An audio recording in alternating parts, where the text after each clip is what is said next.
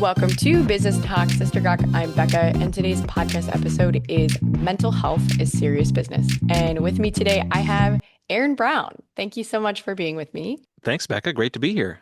Yeah, and tell me a little bit about what you do right now, because for some of Yeah. you who have been avid listeners, Aaron Brown, notorious for Power in the Wilderness podcast series. If you have not listened to that, go find it. It's so good.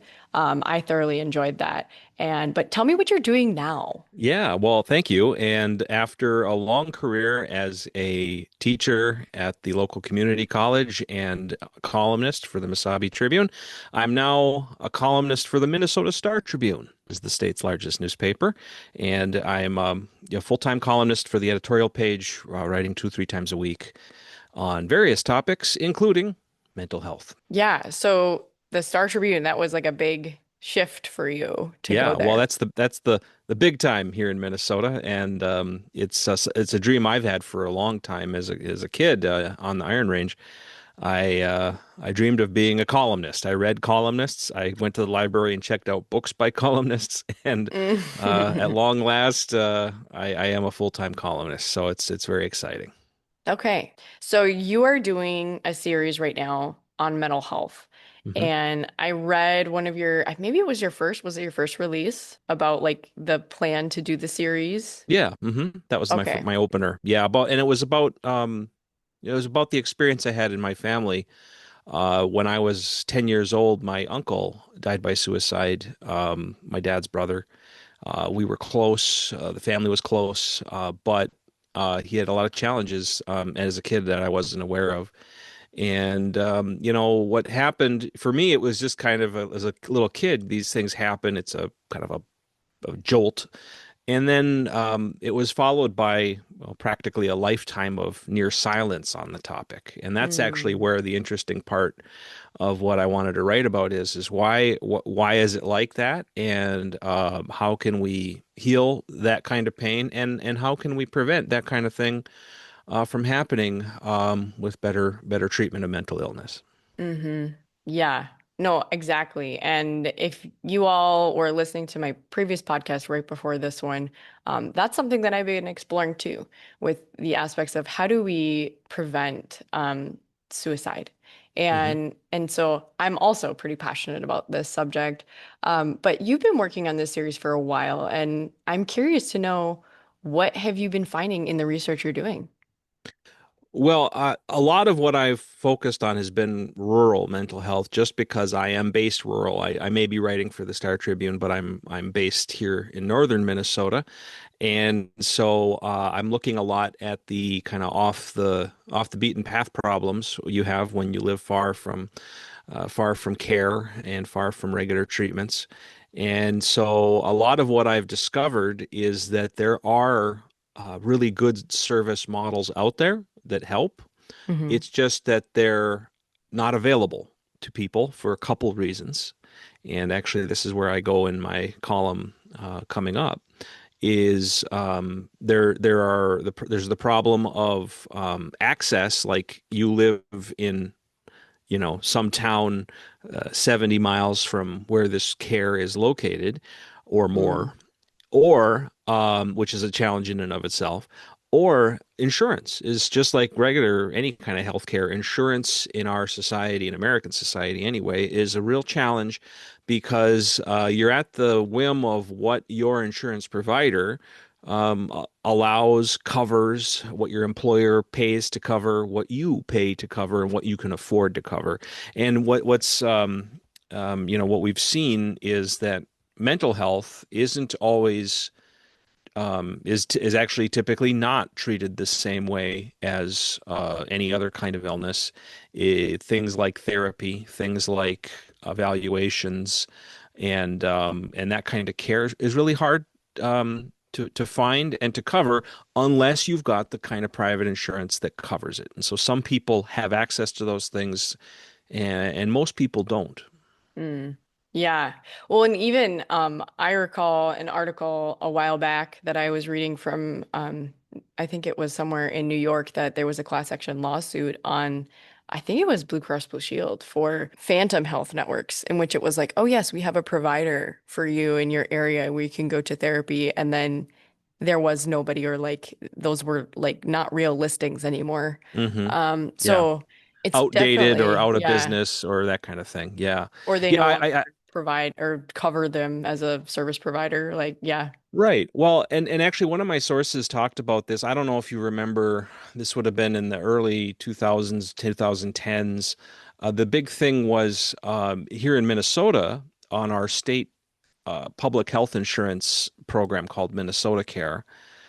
You could not, for the life of you, in rural Minnesota, find a dentist. You just Yeah. couldn't. Yeah. It's still hard, and it's hard for a variety of reasons, including a lack of dentists and et cetera, et cetera. But one of the real challenges was finding insurance that would cover regular dental care.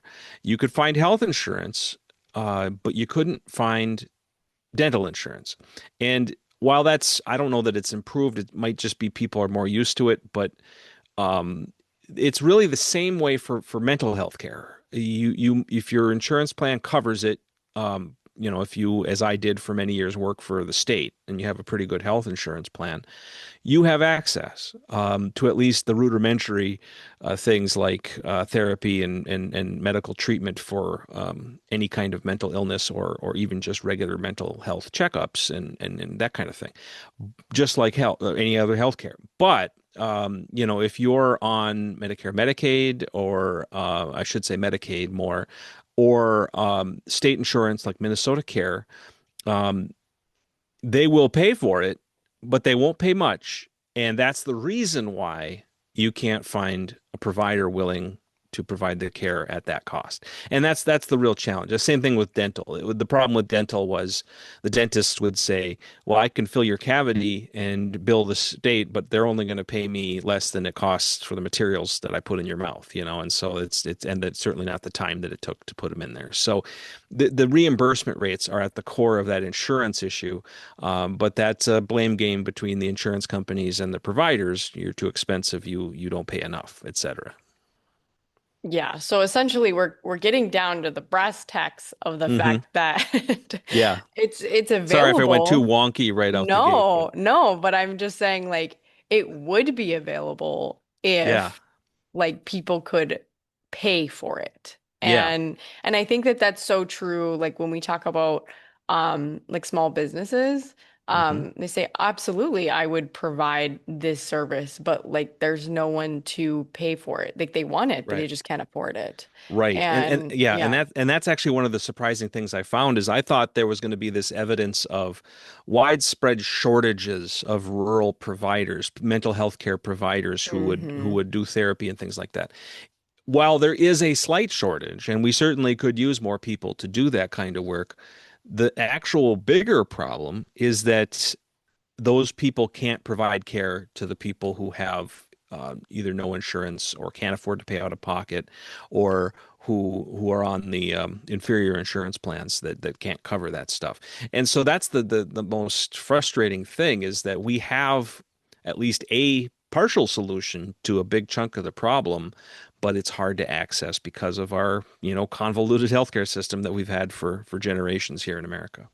Right. And so I actually had some questions around that. So like, is there anyone in rural America or in small business that is doing well with like helping their employees or themselves get support with mental health services? Yeah, well, this is maybe not a perfect example because it's hard to replicate for everyone. But I actually did a column, one of my earlier columns in this series about the Farm Health Network and the Farm Crisis Network, I should say, that Minnesota Department of Agriculture pays for. They have two providers of therapy and support, and their clients are farmers. If you're a farmer in the state of Minnesota and you're experiencing any kind of mental health, uh, even discomfort, ranging up to full-on crisis and suicidal ideation, uh, you can have somebody at your doorstep within a day who is going to talk to you about your problem, certainly over the phone right away. And it's one of these providers, and they'll meet you in a town, they'll meet you at your place, they'll call you on the phone. and their clientele are farmers. It's a program that dates back to the farm crisis of the 1980s when farmer suicides were rising at that time, and it was seen as a solution at that time, and it still is doing remarkable work. I was surprised though when I wrote that column. There was um, some I guess blowback or at least criticism that that's a great program and all, but why can't other people do that? When you talk about rural Minnesota or rural any place, we have this thing where we think of farms, because that's rural. And it's true, farms are rural and farms are important to rural America. But most people who live in rural America aren't farmers. Even in farming areas, most people do other things, healthcare or education or other businesses or this or that or retail or services. Those are the industries that employ the most people. And the fact that we can serve these farmers so well is just an example of what you could do on a bigger scale if the industry and if the state in its support of any industry wanted to.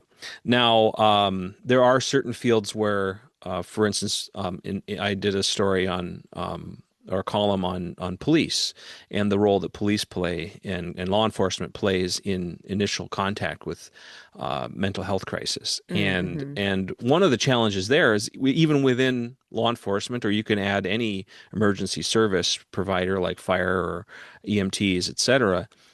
It's an industry with a tremendously high amount of stress and based on just on what you see as in the course of a normal day, and a lot of pressure, and so that creates a lot of mental health challenges for people who work in those industries, and they have Mm-hmm. a lot of protections and care and services available within their fields, and you're starting to see more of that in healthcare as well, and to a much lesser extent in education, because now education and teachers are kind of listed on this high stress category. We saw it during COVID, in particular. Mm-hmm. Certain industries, healthcare and education among them, really amped up stress levels during the pandemic, and so they're finding ways to do that. But you do wonder: is it really best business by business, industry by industry, or should we find a system that everybody shares in or pays into or provides that handles this separately? That's a political debate, but it's certainly there are models out there that work that get people in front of other people to listen and to share and to really just get that huge burden that most people carry alone. Mm-hmm. In fact, one of the you talked about stats earlier. One of the interesting stats that I learned from several sources was that the average person who experiences some kind of mental illness symptoms, whether it's depression, anxiety, or something like psychosis or any kind of mental health challenge, it takes them 10 years of experiencing the symptoms before they do anything about it, before they talk to anybody about it. Mm-hmm.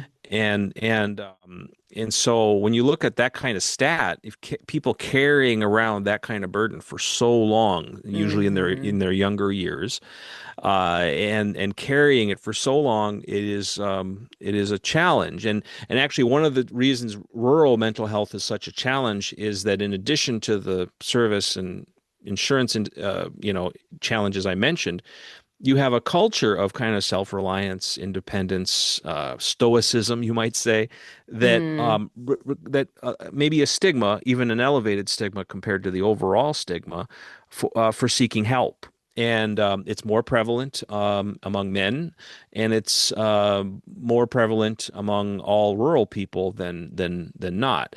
But it doesn't matter. Everybody tends to carry these burdens around a long time before anything's done about them. Oh, absolutely. And I would say too, just like in my personal experience, being an adoptive parent in the Hmm. adoption community, I started asking a lot of women who were 10 years farther along in their adoption journey, Hmm. um, what was going on with them. Like, hey, how are you handling these things? What did you do in these circumstances? Whatever. Because a lot of times, especially within like the foster care aspect of not just adoption, but like fostering youth, there's some pretty high crisis situations that you Hmm. encounter pretty regularly. And it's like, because people who come from those kind of backgrounds a lot of times are used to being in crisis all the time. And so if there's not a crisis going on, they will create a crisis to feel safe. And Hmm. so just talking with them and hearing, wow, all of a sudden I'm hearing all these moms saying, go get your cortisol levels checked because now I'm seeing a pattern with these people who've got years and years and years of high stress, high like intensity things going on, saying, I'm going through menopause at 45. Hmm. Or I'm in my late 30s and hitting menopause, or like all this stuff about like their hormones are now going crazy because they've endured so much stress for so long. Yeah. And so I can definitely see why that 10 years is really the number because your body starts to slowly break down to the point that you Yeah. physically are affected to no longer being okay to just being like, oh, it's a mental problem. Now it's a physical problem. Like, do you know what I'm saying? Right, absolutely. And that tends to be when we want to change is when we feel pain, you know. Mm-hmm. And the pain you Mm-hmm. feel initially with mental health, with mental discomfort, how, just a psychological discomfort. We all experience psychological discomfort. We something doesn't go our way, somebody says something mean, we get upset. Um, but the psychological discomfort becoming a full-on form of mental illness sometimes takes time, and lots of discomfort creates more and more pressure. It's kind of like how certain things uh, elevate your risk of cancer, because they do things on the cellular level to your body, and then you are more likely to get a disease like cancer. Well, it's like that for mental health too, to a degree. I don't want to oversimplify, and I'm not a doctor, but that it's just that based on what I'm experiencing, what I've experienced in my own life, because I am, I mean, I reveal this, it's not any secret. I've, struggled with anxiety and depression in my life, and I'm a recovering alcoholic. And these are things that are just a part of my life that I've worked with and continue to work with. And you can let those things go on for a very long time. And I would argue I have family members who did it their whole lives. Not all of them ended badly. Mm-hmm. My uncle was a bad outcome. But I can think of people, older relatives who died kind of miserable after a lifetime of being kind of miserable. And it's possible to get to the end without ever doing anything about it. But Mm-hmm. boy, life is so much better when you do. And that's really the message that I'm trying to get across is that we have things as individuals we can do. Yes, the government could do things. Yes, businesses could do things that would tremendously help. And I wish they would. But we have to do something too. And that's Mm-hmm. that's another underlying message. Well, and I think that the reason I wanted to do this podcast with you too, in regards to like business owners and everything, from my perspective, is that they are far more isolated than most people Hmm. that have like coworkers and everything else, Yeah. especially if they're like the only one in their business. It's Because hard to be the boss, and it's also hard to work alone. And you don't really have to sh the opportunity to share anything about what's going on with other people a lot of the time if you're trying to maintain Right. everyone else's sanity, you know? Well, that's one of the reasons why farmers have had Right. historically a hard time because we all have problems and we all have relationships, and that creates problems. That's normal. But farmers literally can have their life changed by the weather. and Hmm. and the weather is not something you control. Well, if you're in business, and I know you talk to a lot of business owners and small business people, you know, it's not necessarily the weather, though it could be in certain situations, that can throw you off, but it often is something out of your control. An Hmm. event, the way the pandemic changed so many small businesses because it was something they didn't control that roiled their plan, Mm-hmm. and so it's like that too, that the amount of uncertainty and the lack of control that you feel is often the root of a lot of psychological challenge, and finding a way to deal with that is really the central challenge as a person, but as in terms of overcoming mental health challenges or mental illness, that's central to the struggle. Yeah, absolutely. So what resources do you think would be helpful to people who are self-employed when it comes to mental health? For self-employed, I think the best thing I could suggest, the cheapest thing, I'll start there because that's how a lot of business people think. I, Yeah. I come from a long line of small business owners, so I understand the challenges Mm-hmm. of all that. And so the cheapest thing I would say is to actually cultivate a social network for yourself that is offline, preferably, Mm-hmm. that is human, whether it's your family, if you have a good relationship with your spouse, if you have a good relationship with your family, your parents or sisters or brothers, then by all means use them as a sounding board. Talk to them regularly. Don't just say, "Hey, yeah, everything's great," but actually talk about things. And if you don't have that with your family, or do it with a group of friends or a group of peers, or if you don't have that, because in many cases we don't really. We don't feel we live in such a lonely society. We are on our screens and we have our Facebook friends or our Instagram connections, but we don't have that human connection. So go out there and connect in an environment that works for you. Some find comfort in a religious service or a church.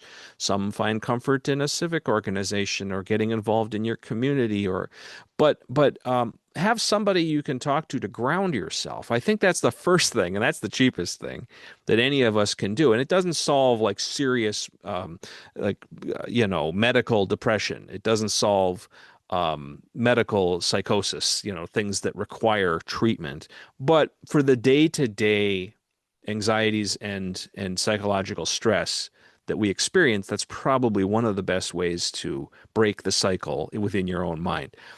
That's a big part of how I work, because I'm not a small business person, but I do work alone. I have a department, but I'm based up here. They're down in Minneapolis. Mm-hmm. I'm in Mm-hmm. my basement now, as I am every day, writing, and so you can go, believe me, you can go a little stir crazy in that environment, and if you feel stress, it's often just a compounding thing. So I Mm-hmm. need to get out. I got to go to see people I know. I got to go out to meetings and community groups, and bad things happen. And my wife will certainly attest. And of course, I have a great primary relationship, and my wife and I are celebrating 25 years of marriage this year, and that's Congratulations. thank you. Had to get that in there, but Mm-hmm. it does help to have a variety of people to talk to, Mm-hmm. including some who might understand your business, Mm-hmm. your line of work, and so that's actually a big thing a lot of times. Um, I always take some comfort talking to other writers because they know what it's like to stare at that blinking cursor and have a deadline and to get it done, and what are the challenges, what are the things you tend to do wrong, and how do you fix it. And so having that is a big part of that. So, and then Mm-hmm. as far as I'm sorry for the long answer, but in terms of other things small businesses can do is when you have the power to provide, when you can afford to, and when you're providing insurance, try to just be mindful of mental health care alongside the considerations with physical health care, Mm. and try to find plans, try to find things that elevate those things as well. And then sometimes it's just as simple as giving your employees, and if your employee is you, then you as well, some grace and some time when you need it to Mm-hmm. restore and recover. It's actually, I find, I tend to have a grind mindset, just like the memes. I want to get up, I want to get going, I want to get things done every day. But I find that sometimes when I take a day to recover, I actually am far more productive for the subsequent days of work than if I just grinded that whole time. And, you can actually benefit from rest, just like the old Stephen Covey. You got to sharpen the axe. You can chop, chop, chop, but if you don't sharpen the axe, you're just wasting your energy. And so sometimes it's like that too. Just give yourself some time and some grace to recover mentally when you're experiencing challenging situations. Yeah, no, absolutely. And I think a lot of what you said, there is scientific evidence that those things are helpful. And it's not just like, oh, it only works for some people, you know? Hmm. And I do think that a lot of times when people are struggling with like burnout or compassion fatigue because of the industry that they're in and they just feel like hopeless, or like that nothing's going to get any better, one of the huge symptoms of that is self-isolation. Hmm. And it's actually very dangerous Yeah. because you put yourself in this mindset of like, I don't want to go out. I don't want to socialize. I don't want to be near anyone because nothing's going to get any better. And you kind of Hmm. like have that pessimistic mindset that you just can't move on from. And that's Hmm. why it is important to have a good community because being able to share lived experiences with people who are going through similar things or have gone through similar things.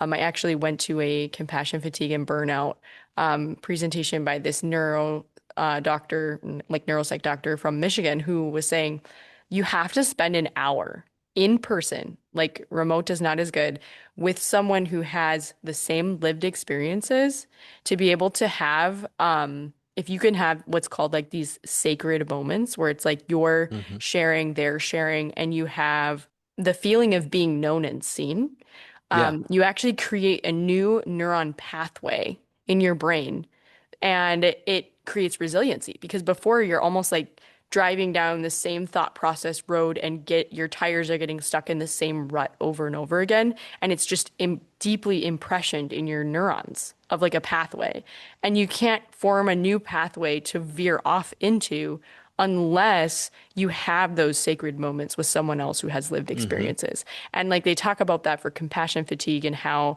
beneficial that is for like the healthcare industry and all of these other people that are caring for people who may not be appreciative of what work is being done on their behalf. And I just find that so fascinating because I see a lot of business owners go through that. They're like, nobody knows what's going on with me, and there's no point in going out and talking to anyone. But there is. There's like scientific proof there is. Exactly. And yeah, no, that's fantastic for sharing that. So thank you. Yeah, no, no, and that's great. And another thing that is just a bit of a something to look for.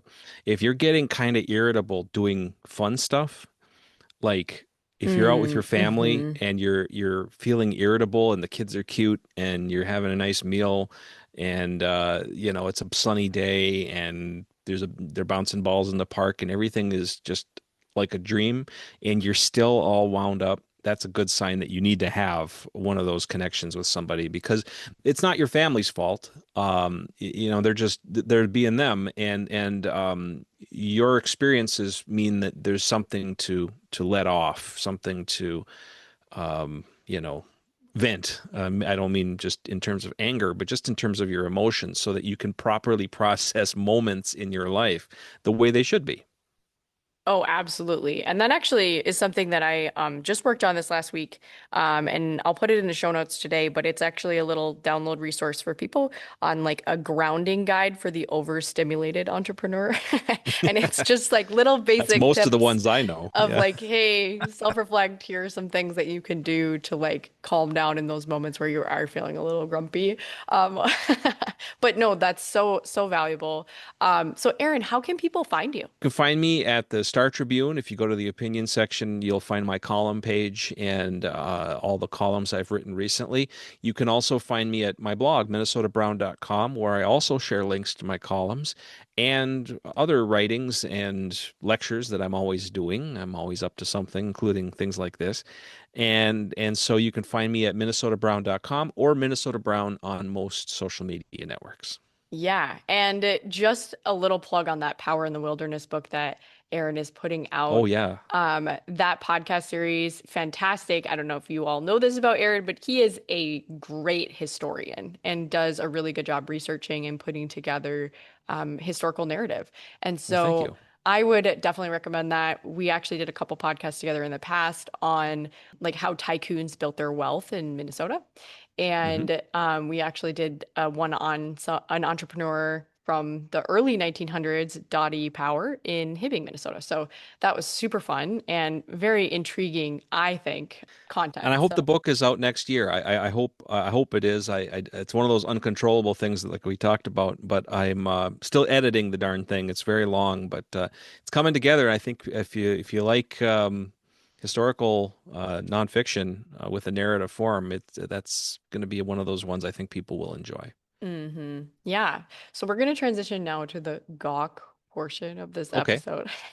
let's gawk then. And I don't recall if you remember what this is, but every podcast that I have a what's called the sister gawk portion where to Hmm. gawk means to stare openly at something. Yes. And so I personally enjoy that and I do that a lot with all of the different things that I do in life. Yeah. But the thing that I wanted to talk about today with you was what kind of things are you seeing, like significant data points that you find have been very intriguing? In mental health or anything. Whichever you prefer, but maybe we start with mental health and then from there you can go into other things. Okay. Well, like I said, the stat that stood out to me because it felt so true was the one about 10 years to seek treatment of a mental Hmm. illness. And that just, it's an example. 10 years is a friggin' long time. I mean, you can be a single person with no partner, and in 10 years, you could be married with three children, you know? So, Hmm. life can come at you quick. Lots can change in 10 years. And so that's a big stat, and I think it also reflects just people's nature to keep things to themselves, and that is a big problem in our society. One of the big challenges in mental health is the way that our mental well-being is now tied so much to our online lives, and people who listen to podcasts don't have to be told this. You're on your phone, you have your headphones in, you are listening to things, but you're also relating to people through social media. And what the profound stat that really gets at, I think, both mental health and our society and a lot of other things in my line of work, education, media, relates to how we're not spending time with each other. We're In spending real life. in real life, and even our Hmm. online interactions are so surface level Hmm. that we're not connecting with people. And listen, humans, we might think of ourselves as special snowflakes, individuals. Each one of us is a rainbow and a snowflake, just beautiful and independent. But the fact is, we're more like ants and bees than we care to admit. We are one thing. We are a society of people. And no, you might not like that bee or that ant over there in that other part of the colony, and maybe you don't feel like you're close to them, but we are nevertheless connected through Mm. um, our shared society. And that society has been breaking down mostly because our communication methods are now so lonely that we're not getting those connections. And that means that we're experiencing psychological distress sufficient in some cases to create mental illness. Mm. And Hmm. and so it's also affecting things in business. It's affecting restaurants and bars. It's affecting music clubs. It's affecting um, the way people consume media, and so that affects things like I write for a newspaper. I'm amazed when I left newspaper in the early 2000s to become a teacher. If you'd said in 20 years, 21 years, you're going to come back to newspaper, I would have thought I was nuts. I didn't even know there would be newspapers, and there are, but you wonder where people are going with the way they consume media, because most people don't pick up a newspaper and read it, or even go to newspaper websites.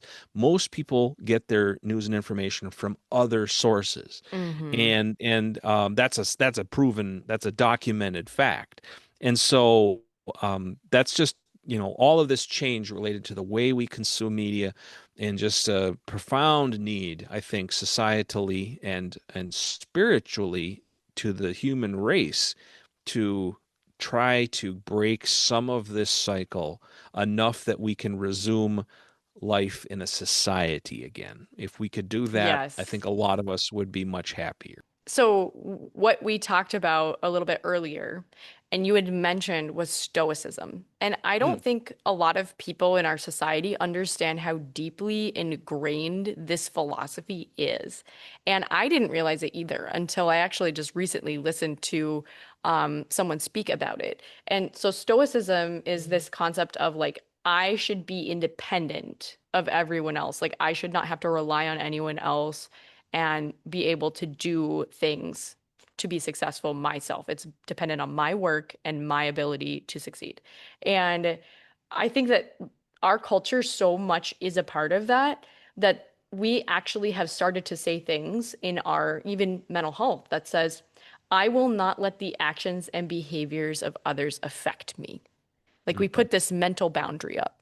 But the Yep. reality is that humans are relational beings, and it doesn't matter how much you can mentally say, I'm not going to let it affect me, it will.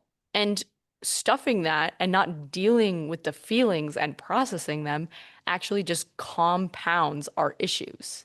Hmm. And I just think that that's like so interesting that we try to do stoicism to a whole nother level in our society to the point Yeah. that we're like, I have to move this couch and it's very heavy and it can't take me just doing it by myself, but I'm going to do everything possible I can to get a dolly or whatever else to not ask anyone to come help me. Yeah. Like, Well, and I can't tell you how many relatives I've had like severely compromise their health later in life by that very situation, like hmm through falls and stuff. Because yeah, we don't want to ask for help, and we don't want to reveal a weakness. And that actually comes back to, to the piece I wrote about my uncle, how I felt in the family. There was this feeling of like, well, by not mentioning it, by pretending that none of these things affected us, we'll just carry on. Well, you can draw a map, a line between that event that occurred in 1990 and a lot of challenges that all of us experienced over the next 20, 30 years. hmm And because these things don't go away, we carry them, but they don't go away. Well, and then And we choose unhealthy coping skills that hmm we can do alone and not tell yeah. anyone else about, which leads to like addiction Yep. and so many other things. And a lot of other things, and Yeah. a lot of suffering in many cases, even if you're not drinking, not using drugs, doing everything right, going to church, even doing all the good things, but you're wound so tight, and you're fighting all the time with the people around you, and everybody's against you, and you feel that feeling that you're always carrying. A lot of that is just the burden you're carrying, from something, maybe how Mm. you feel, maybe it's a mental illness, maybe it's just a traumatic experience or some other kind of thing. But anyway, this is like the most common thing in the world, where I live and where I work. Like, it's the most everybody's got this kind of problem, something Mm. like this, some hmm kind of thing. And because we're kind of trained not to talk about our feelings in the upper Midwest, that's why it just continues and continues. hmm Oh, we could talk about this all day. Yeah, I know. Well, thank you for joining me today, Aaron. I Yeah. really Thanks, enjoyed it. Becca. And if you've enjoyed this podcast, you can give it a review on wherever you are listening, and I will see you next time.